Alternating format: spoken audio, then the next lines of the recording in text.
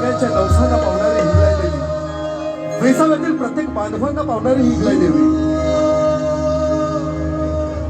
मंडळी, हिंगलाई देवी बद्दल आपण काय सांगावं?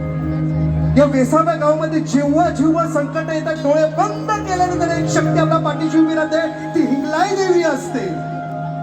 माझी नाव समुद्रात गेल्यानंतर अचानक सुसाटाचा वारा भरधाव धावून आल्यानंतर, एखादं संकट झाल्यानंतर, वादळ आल्यानंतर आपल्याला कोण वाचवतात? तर हिंगलाई आपल्याला वाचवत असते.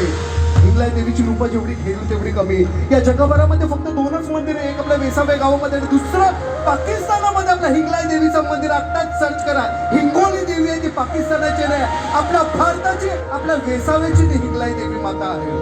मंडळी, संकट मोचक म्हणून आपण तिला म्हणत असतो. म्हणा ना, 9 दिवसाच्या गर्भवती बाईला म्हणा, 9 दिवसाच्या 9 महिन्याच्या गर्भवतीने डोळे बंद केले की डॉक्टरने सांगितलं क्रिटिकल आहे, तुम्हाला ऑपरेशन करावं लागेल. थिएटरमध्ये गेलेली बाई डोळे बंद केले, आता माझं काही खरं नाही, मला वाचव वाचव म्हणून तिने डोळे बंद केले. डॉक्टरने ऑपरेशनची तयारी केली, डोळे बंद केल्यानंतर साक्षात आपल्या या हिंगलाई देवीचं रूप दिसल्यानंतर बाळ सुखरूपामध्ये बाहेर येतं.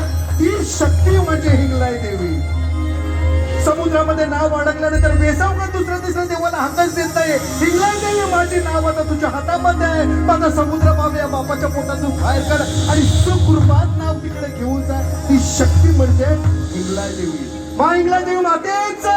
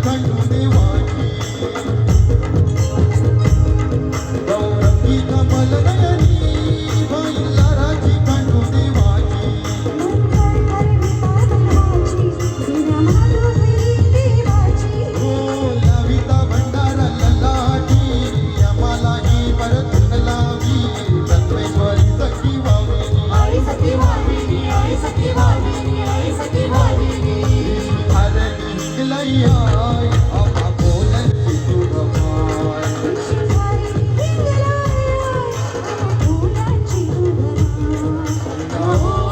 हैया हो, हैया हो, हैया हो.